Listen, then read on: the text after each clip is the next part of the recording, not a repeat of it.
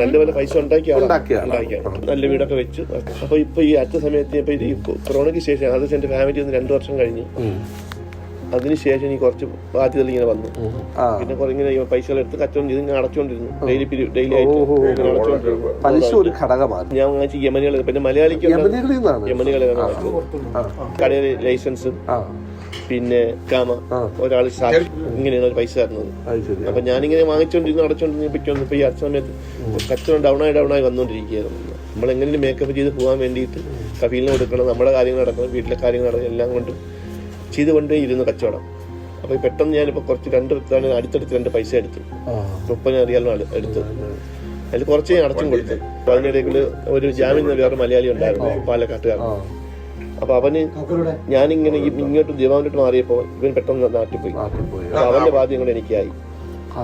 ഞാൻ ജാമ്യം അവന് പൈസ എടുത്ത് കൊടുത്തു, അവന്റെ ജാമ്യത്തിൽ ഞാനും പൈസ എടുത്തതാണ്. പക്ഷെ അവൻ വരാത്തതുകൊണ്ട് അവന്റെ പൈസയും കൂടെ ഞാൻ അടയ്ക്കേണ്ട ഇതാണ്. അതായത് ഏകദേശം 21,000 റിയാലോളം ഈ യമനിക്ക് കൊടുക്കാനുണ്ട്. പിന്നെ ഒരു മലയാളിക്ക് ഒരു നാട്ടിൽ 5 ലക്ഷം രൂപയോളം ഉണ്ട്. പിന്നെ ഒരു 3 ലക്ഷം രൂപ നാട്ടിലുള്ള കടം എന്ന് പറയുമ്പോൾ ഒരു 5 ലക്ഷം രൂപ 5 ലക്ഷം വരത്തിലുള്ള അകത്തുള്ള ബാങ്കിൽ ഒരു ലോൺ ഉണ്ട്.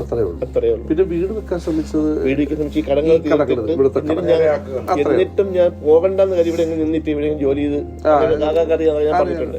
ഇവിടെ ജോലി ചെയ്ത് 1-2 വർഷം കടങ്ങൾ തീർത്തിട്ട് നല്ലതുപോലെ ജോലിക്ക് പോകാം, നമുക്ക് ജീവിക്കാം, അവനെയും കൂടെ കൊണ്ടുവരാം.